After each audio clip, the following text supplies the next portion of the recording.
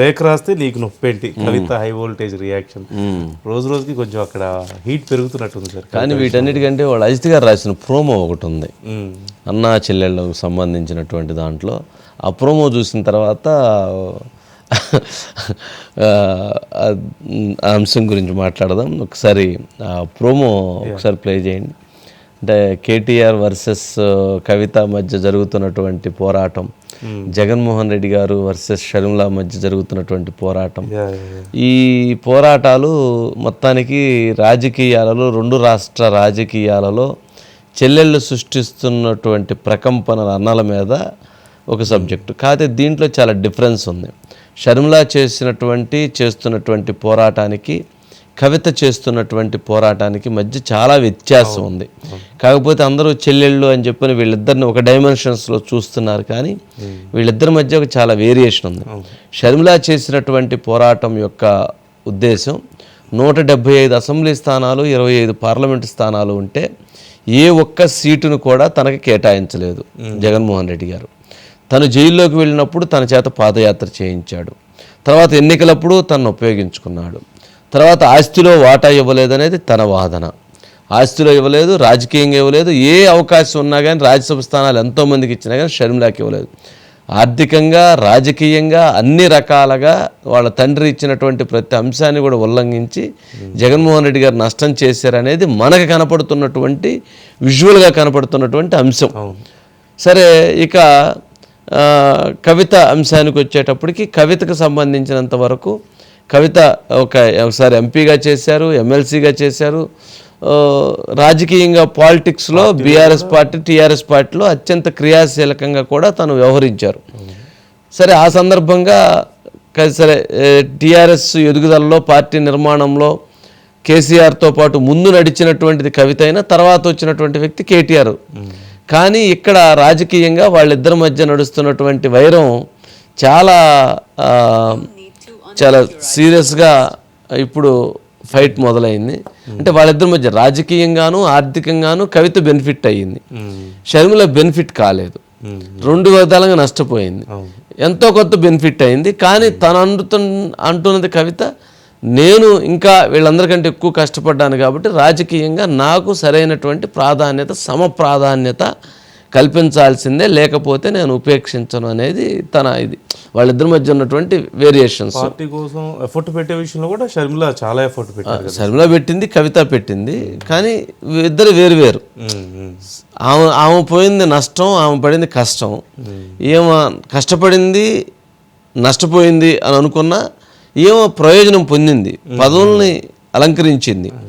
సరే, ఆర్థికంగాను నిలబడింది, రాజకీయంగాను పదవులు అనుభవించింది. అట్లాగే లిక్కర్ కేసులోనూ జైలుకి వెళ్ళింది. మరి నెగిటివ్ షేడ్ కూడా ఉంది అక్కడ. సరే, వీటన్నిటిని చూసినప్పుడు అది ఒక వేరేగా చూడాలి. సరే, అది ఒకసారి అజిత్ గారు వేసిన ప్రోమో ఒకటి ప్లే చేయండి. ఉద్యమంలో మనం, రాజకీయాల్లో మనం, పాదయాత్రల్లో మనం, నడుమ అన్నలేంటి, అన్నల అధికారమేంటి, తిరగబడుతోన్న చెల్లెళ్ళు, పార్టీలో మా శ్రమ ఉన్నప్పుడు పదవుల్లో వాటా ఎందుకు లేదు, కష్టాల్లో మేము, కుర్చీల్లో మీరా, అక్కడ ఇక్కడ సేమ్ స్టోరీ. ఇంకా చెల్లెల మీద ప్రేమ ఉన్నది, సిగ్గుండాలి కదా. సో మీరు చెల్లెల్ని వాడేసుకుంటారు. కేసీఆర్ గారి చుట్టుకొని దయ్యాలున్నాయి. కొత్త పార్టీతో కవిత రెడీ. కేటీఆర్ తో ఢీ. మీ మహా న్యూస్ లో శత్రువులు ఎక్కడో ఉండర్రా, చెల్లెళ్ళు కూతుళ్ళు రూపంలో మారువేషాలు వేసుకుని మన కొంపలోనే తిరుగుతూ ఉంటారు. ఎవరో మీమ్స్ చేసి బయట తిప్పుతా ఉన్నారు. కానీ పొలిటికల్గా సంబంధం లేదు. అంటే ఇది చాలా రకరకాలుగా వెళుతుంది. రాజశేఖర రెడ్డి గారు చనిపోయిన తర్వాత ఇవన్నీ చూడాల్సి వచ్చింది, కేసీఆర్ గారు బతికుండి కానీ ఇవన్నీ చూస్తున్నారని. వాళ్ళిద్దరి యొక్క పోరాటం వెనక చాలా వ్యత్యాసం ఉంది. షర్మిల రాజకీయంగా ఆర్థికంగా అనుభవించలేదు. కవిత పోరాడింది, రాజకీయంగా ఆర్థికంగా బెనిఫిట్ అయ్యింది. అయితే తను అనుకుంటున్నటువంటి స్థాయి తనకి దక్కలేదు. ఇది ఒక అంశం. సరే, ఈ ఎంటైర్ ఎపిసోడ్లో ఈరోజు కవిత చెప్పినటువంటి కొన్ని అంశాలు కొంచెము స్ట్రాంగ్గానే వాళ్ళ అన్నకి కౌంటర్ ఇచ్చేసింది. అవును. స్ట్రాంగ్గా ఇవ్వటం అంటే కాస్త ఏంటి నీకు నొప్పింది రా, సరే డైరెక్ట్గా అన్నా ప్రత్యక్షంగా అన్నా పరోక్షంగా అన్నా అట్లా. గ్రీకు వీరుడు అని ఇంకో బిరుదు ఇచ్చింది. ఆ లీకు వీరుడు ఎవడో పట్టుకోకుండా గ్రీకు వీరుడు అని చెప్పని ఇంకొక కామెంట్ చేసింది.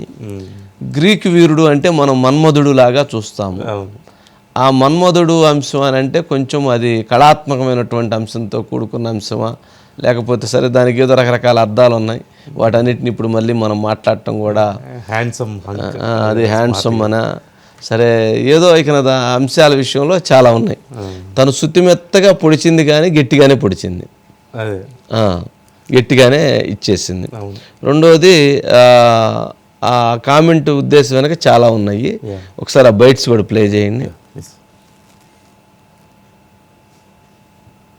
అంటే భౌగోళిక తెలంగాణ మనం తెచ్చుకున్నాం, ఇంకా కూడా సకల జనులకు సబ్బండ వర్గాలకు న్యాయం జరిగేటటువంటి సామాజిక తెలంగాణ మనం సాధించుకోలేకపోయినాం. ఆ సాధన దిశగా మన అడుగులు ఉండాలి. మనం భారతదేశానికి ఎప్పుడు కూడా తెలంగాణ దిక్సూచిగా నిలిచినాం. అది ఉద్యమంలో అయినా దేంట్లో అయినా మనం ఒక ఎగ్జాంపుల్ గా నిలబడ్డాం. రేపటి నాడు జరగాల్సింది అదే. మన తెలంగాణలో ఖచ్చితంగా మరొక ఉద్యమం రావాలి, అసమానతలు అన్నటువంటి తొలగిపోవాలి.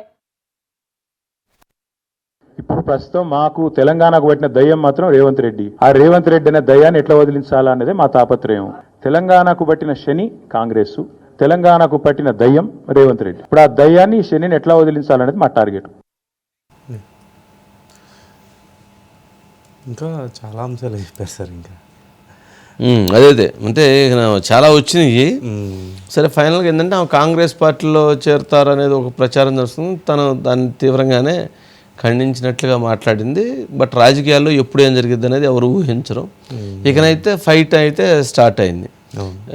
కేటీఆర్ కూడా తగ్గడు, అట్లనే కవిత కూడా తగ్గదు. ఇద్దరు ఎవరికి వాళ్ళు ఇద్దరు వాళ్ళ వాక్చాతుర్యంలో లేదా వాళ్ళ వాదన బలంగా వినిపించడంలో, ప్రజలను బలంగా నమ్మించడంలో కేసీఆర్ గారి తర్వాత వీళ్ళిద్దరిని పోటీ పెడితే వీళ్ళిద్దరూ అది నిజమైన అబద్ధాన్ని నిజం చేయటం అని, నిజాన్ని అబద్ధం చేయటం అయినా కానీ వాళ్ళ వాదనను వాళ్ళు బలంగా ప్రజల్లోకి ఎక్కించడంలో ఇద్దరు సమర్థులే. ఇక కేసీఆర్ గారు పెద్దగా ఇన్వాల్వ్ అవ్వరంటారు విషయం, అంటే పెరుగుతుంది కదా రోజు రోజుకి. అట్లా ఉండదు. బీఆర్ఎస్ పార్టీ పతనాన్ని ఆయన చూస్తా జరగనివ్వడు కదా. తనేముంటుంది, తెలంగాణ జాగృతి నాది నాకుంది, నా ఎజెండా నాకుంది, నా జనం నాకున్నారు, నా కార్యకర్తలు నాకున్నారు, నా బలం నాకుంది, మీ సంగతి ఏందో నేను చూస్తానని చెప్పని ముందుకు వెళుతుంది. కానీ కేసీఆర్ గారు ఆయన వీలున్నంత వరకు సర్ది చెప్పేటువంటి క్రమంలో ఆలోచిస్తారు. సరే రాజకీయంగా ముందు మనం కలిసి పనిచేద్దాం, గెలిచిన తర్వాత నీకు ఎంపీ ఇచ్చి సెంట్రల్ మినిస్టర్ ఇప్పిస్తాను, లేదా నీకు ముందుగా రాజకీయంగా ఇది చేస్తాను, లేక అది చేస్తాను, ఇట్లాంటివన్నీ కొంచెం ఛాన్సెస్ ఉంటాయి. కానీ ఇప్పుడు కవిత అడిగేది ఏంటంటే, నువ్వు రేపు గెలిస్తే సీఎం కుర్చీ ఎవరికి, నాకు ఇస్తానంటే నేను ఆగుతా, లేదంటే నేను ఆగను, నా యుద్ధం నేను కొనసాగిస్తా. సీఎం కుర్చీ ఇవ్వాలి అని అంటే నేను చెప్పినటువంటి వాళ్ళకి ఎమ్మెల్యే టికెట్లు, అంతే కదా. తను చెప్పినటువంటి వాళ్ళు ఎమ్మెల్యే టికెట్లు ఇస్తే ఆటోమేటిక్గా తను అనుకున్నట్లుగా అవకాశం ఉంటుంది, బలం పెరుగుతుంది. లేదు అని చెప్పని కేటీఆర్ చెప్పినటువంటి వాళ్ళకి అందరికీ ఎమ్మెల్యే టికెట్లు ఇచ్చి కేసీఆర్ గారు నీకు చేద్దామన్నా కానీ చివరికి అది కుదరదు. అందుకని తను అంటే ఇక్కడ ఫైనల్గా ఏంటి, కుర్చీ పంచాయతీ, డబ్బులు పంచాయతీ లేదు. డబ్బులు పంచాయతీ వాళ్ళకి సెటిల్ అయ్యి ఉంది.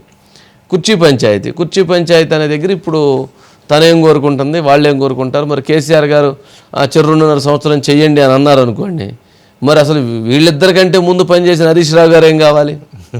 వీళ్ళిద్దరికంటే ముందు పార్టీలో పేపర్ ఎత్తుకొని మొదలుపెట్టింది ఆయనే కదా. మరి ఆయన దగ్గర నుంచి ఏం కావాలి? మరి వీళ్ళిద్దరూ 2.5 feet అని మరి కేటీఆర్ గారు అంగీకరిస్తారా? ఆయన అంగీకరించకపోవచ్చు. అయింది యుద్ధం చేద్దామని అంటారు. చివరికి తండ్రి కొడుకు మాట వింటాడు, తప్పదు. ఎందుకంటే సరే దాన్ని మనం ఏ రకంగా చూసుకున్నా ఆ స్పేస్ అక్కడ ఎక్కువ ఉంటుంది. కుమార్తె విషయంలో సరైన ప్రాధాన్యత కల్పించాలని తండ్రి అనుకుంటారు. బట్ మరి ఇవన్నీ ఎక్కడ ఎలా జరిగి ఎలా వస్తాయో ఎవరికి అర్థం కావట్లేదు. అజిత్ గారు రెడీగా ఉన్నారు సార్. అజిత్ గారు 31 బ్రేక్ తీసుకున్న తర్వాత మళ్ళీ